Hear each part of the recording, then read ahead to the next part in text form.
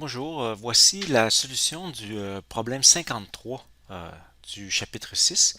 La question est la suivante. On dit on observe Jupiter avec un télescope dont le miroir a une distance focale de 650 mm et l'oculaire une distance focale de 6 mm.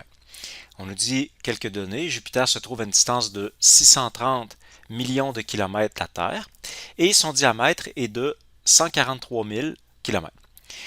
Quel est l'angle sous-tendu par l'image vue dans le télescope si cette image est située à l'infini? On va y aller étape par étape.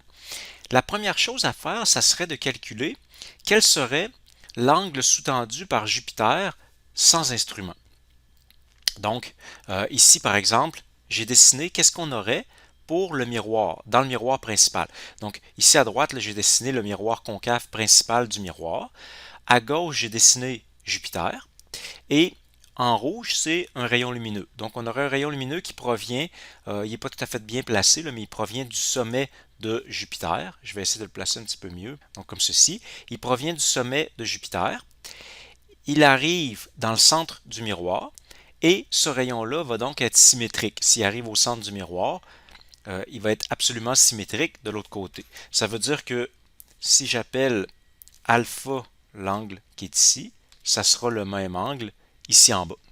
Évidemment, pour trouver la position de l'image, il faudrait qu'on trace plusieurs autres rayons, un rayon qui passe par le foyer, un rayon parallèle, etc. Mais en fait, on n'a pas besoin de faire ça parce que Jupiter étant tellement loin, on est à des millions de kilomètres de la Terre, que en fait, l'image, on sait très bien qu'elle va se former au foyer parce que l'équation des miroirs, c'est l'équation suivante, c'est la même que pour les lentilles. Si on met P égale infini, alors 1 sur l'infini, ça donne 0, donc ce terme-là s'en va, et j'ai donc 1 sur Q égale 1 sur F, donc Q égale à F. Ça nous dit que lorsqu'on a un objet qui est situé très très loin, ben, l'image se forme au foyer. Alors je sais déjà où est mon image. Maintenant, je vais aller calculer quelle est sa grandeur. Donc, je vais calculer le diamètre ici de l'image de Jupiter au foyer. Donc, je vais l'appeler, disons, Y, je vais l'appeler YF parce que c'est l'image qui est située sur le foyer du miroir. Donc, c'est sa taille. Et je vais le calculer comment? Par une règle de 3 en fait, parce que comme j'ai un angle semblable pour les deux triangles qui sont là, bien, je peux dire que, par exemple, si je fais le côté opposé, qui est le diamètre réel de Jupiter, sur la distance, donc je vais dire, tiens, je vais l'appeler grand D, puis petit d, ça va être la distance de Jupiter au miroir, bien, ça va être égal, dans l'autre triangle, à YF, justement, donc la taille de l'image de Jupiter, sur, là cette fois-ci, ça va être le foyer, la distance, parce qu'on a dit tantôt que l'image se formait au foyer. Donc, je peux faire cette règle de 3-là pour aller trouver la taille de l'image. Alors, si j'isole la taille de l'image, ça va donc me donner F fois grand D sur petit d. Alors, si on met les chiffres là-dedans, donc pour les chiffres, là, ce que je vais faire, c'est que je vais laisser le foyer en millimètres, mais les deux distances qui sont ici, je vais les laisser en kilomètres. J'ai le droit de faire ça parce que si je mets mes deux distances en kilomètres, les kilomètres vont s'annuler. Puis si je mets le foyer en millimètres, ben, mon image de l'autre côté, elle va être en millimètres également. Alors j'avais 650 millimètres pour la distance focale. Puis ensuite, pour les deux distances D, alors le diamètre de Jupiter, c'était de 143 par 10 exposant 3 km. Alors 143 fois 10 exposant 3. Et la distance, c'était 630 fois 10 exposant 6 km. Donc, si on fait le calcul, ça donne 0,148. Donc, puis on est en millimètres, ici on rappelle, parce que si on l'avait mis en millimètres. Donc, on a une fraction de millimètre pour la taille de l'image. Alors, c'est vraiment tout petit.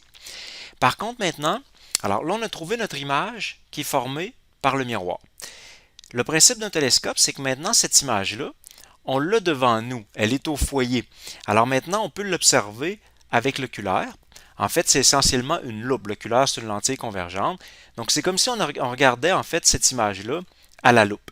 Donc, je reprends mon schéma qui est ici.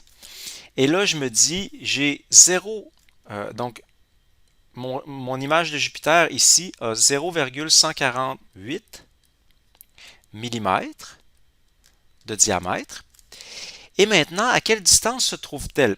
Et là, je vais la voir ici avec, ils disent, avec l'indice qu'on me dit ici, quel est l'angle sous-tendu par l'image, vu dans le télescope, si cette image est située à l'infini.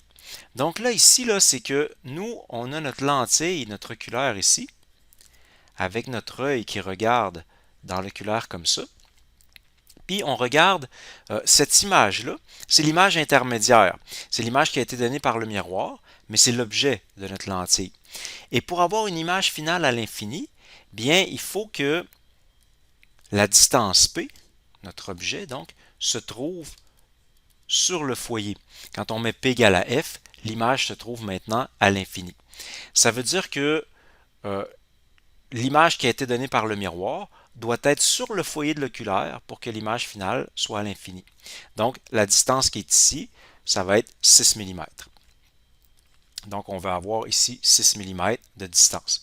Et maintenant, on va avoir quel est l'angle bêta sous-tendu par l'image de Jupiter. Alors, on va avoir, ça va être un petit angle certainement parce que j'ai une fraction de millimètre, mais si je ne suis pas certain, je pourrais y aller toujours avec la tangente, là. Je pourrais dire tangente bêta égale côté opposé, 0,148 mm, sur côté adjacent qui sera 6 mm. Et donc avec ça, on peut isoler l'angle en question. Alors ça donne 1,41 degrés. Donc ça sera l'angle sous-tendu. Vous voyez que c'est un petit angle. J'aurais très bien pu faire l'approximation des petits angles. D'ailleurs, on pourrait le regarder, le revoir ici. J'aurais pu calculer bêta en faisant tout simplement bêta égale 0,148 sur 6. Et si on fait le calcul comme ça donne 0,0247. Par contre, ici, ça nous donne des radians. Quand on le fait comme ça, avec l'approximation des petits angles, ça donne des radians. Et si on convertit en degrés, ça donne exactement 1,41 degrés. Donc, on revient à la même chose. Ça nous montre que l'approximation des petits angles fonctionne. Alors, quand on a un angle qui est petit, on peut dire qu'il est égal à la tangente, à condition par contre que ça soit en radians.